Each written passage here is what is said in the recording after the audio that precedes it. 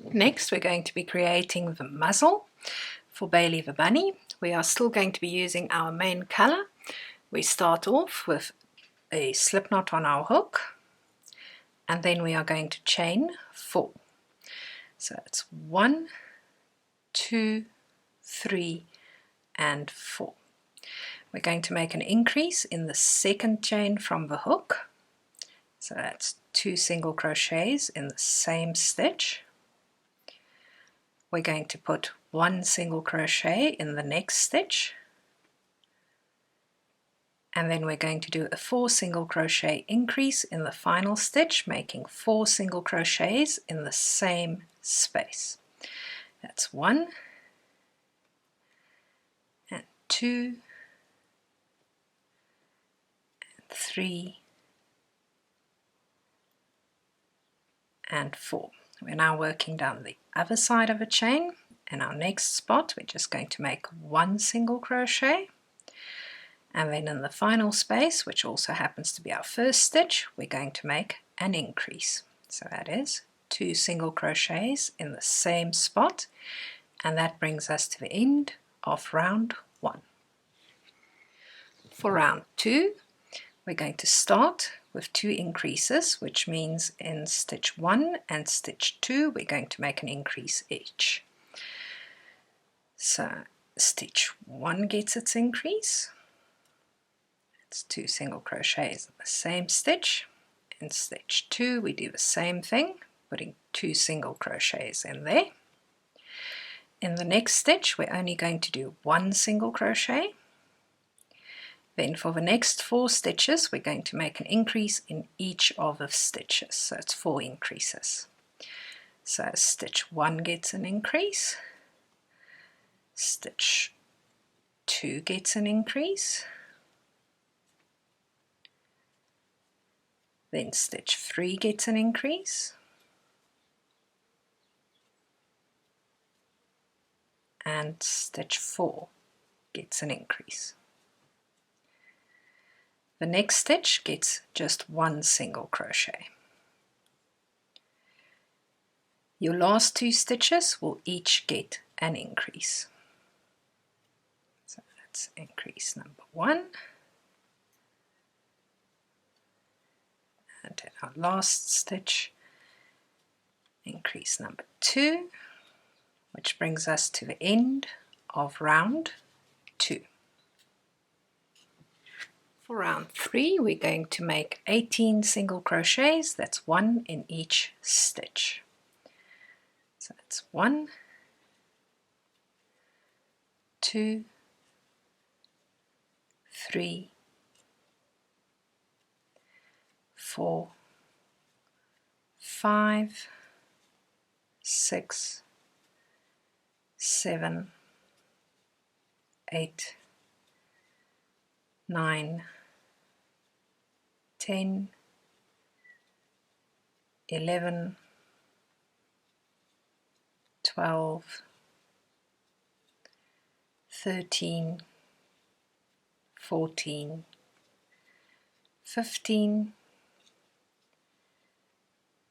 16, 17, and 18, which brings us to the end of round 3. For round 4 we are again making 18 single crochets. It's 1, 2, 3, 4, 5, 6, 7, 8, 9, 10, 11, 12, 13,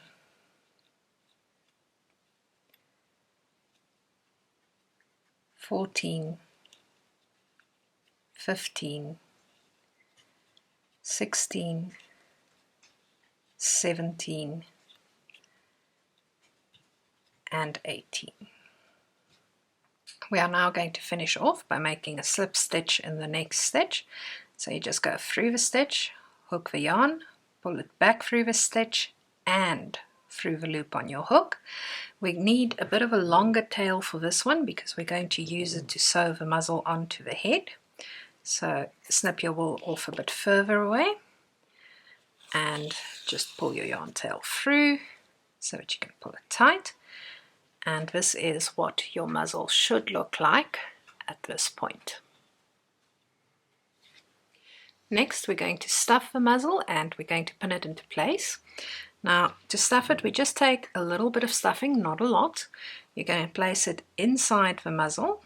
You don't want to stuff it 100%, you just want to put some in there to create the idea of the shape. We'll add some more stuffing later on. Once you've pressed the stuffing in, you want to turn it around. Make sure that your yarn tail is on your right hand side. And we're then going to place the muzzle on top of the face. You want to make sure that you get it nicely centered between the eyes.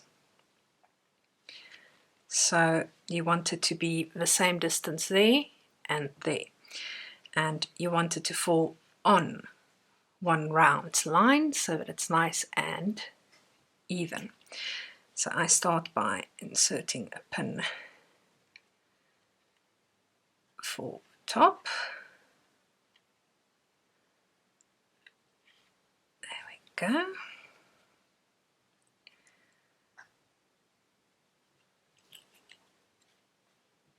And pin the side.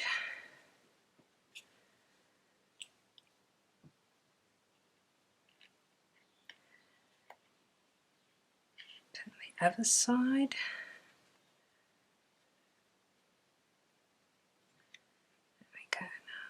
Just want to make sure that your ends, like if you see here, my side of the muzzle is going about halfway along the safety eye. So when I'm on the other side, I just want to make sure that my muzzle is going about halfway. Okay, so at this point, that is how you pin the muzzle, and you've just done a little bit of stuffing, not a lot. Next, we're going to be sewing the muzzle to the head using invisible stitches. So you need to put your yarn tail on your tapestry needle, and we're just going to sew all the way around.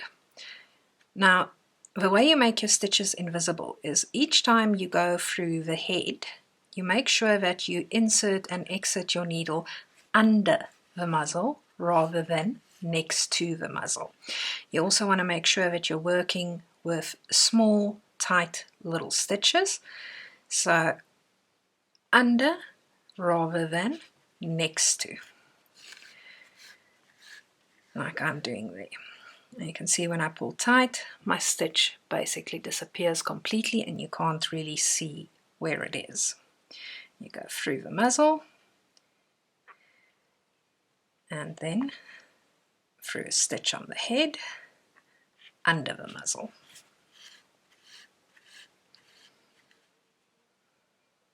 Take the pin out because it's now just in the way. There we go. The smaller you make your stitches and the closer together you make them, the neater the effect will be at the end of the day.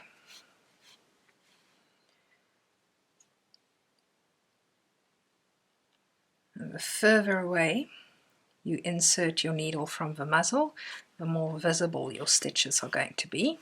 Doing a good job on sewing also really improves the final appearance of your product, and it makes it a lot more saleable. People are far more likely to buy something that has been neatly sewn than something that is sewn haphazardly. I know most of us don't actually enjoy the sewing part. I'm certainly one of them. But for some designs, it simply has to be done. There we go, just another nice small little stitch. Take the pin out of the way. We're going to go most of the way around. And when we just have a tiny little space left open, we're going to again use our 5mm hook. with a flat end, just to add some more stuffing into the muzzle. So if you put too much stuffing when you pin it on, it'll just keep jumping off the face and it'll be impossible for you to sew it nice and neat. That's why we just put a little bit of stuffing to give you an idea of the shape so that we can pin it, but not tons of stuffing.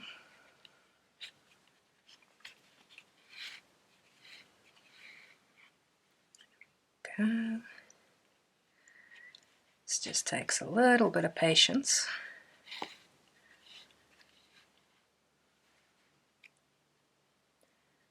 Do just one more.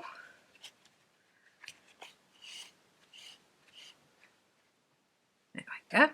Now at this point we've only got a small hole left over here, as you can see there. So I'm going to take my little bits of stuffing.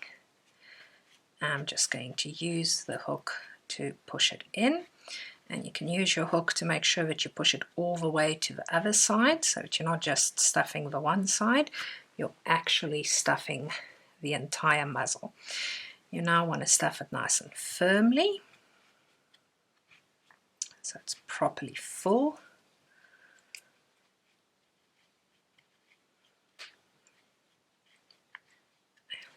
There we go.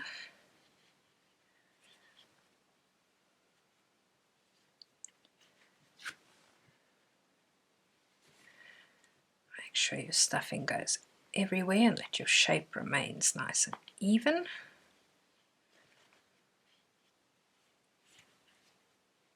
You can see it's very full now with the stuffing, and it's angling downwards like that, which is exactly what you want.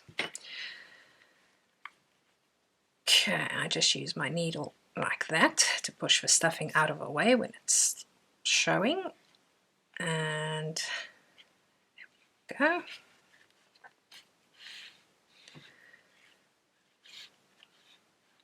Pull tight.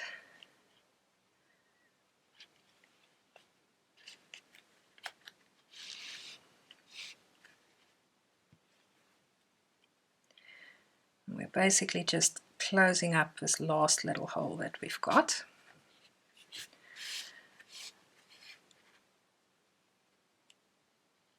Now you can go around with the stitches a second time to make sure everything is very firmly attached and nothing's going to come loose, particularly if you spaced your stitches far apart from each other.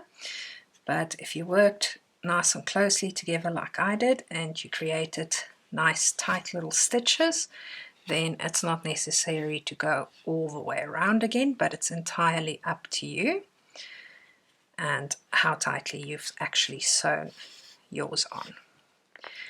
Now once you're happy with how you've sewn it on, you want to go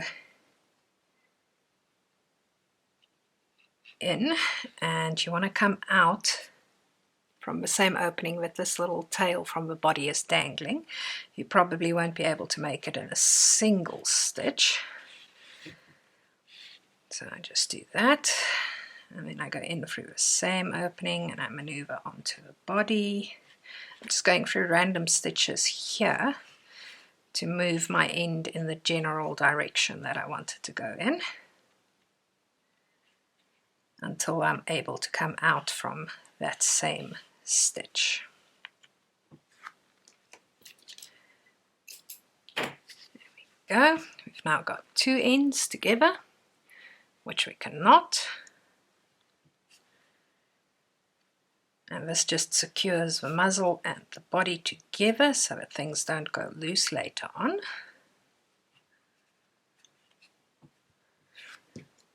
Snip off your ends short and push your knot into the body to hide it. There we go.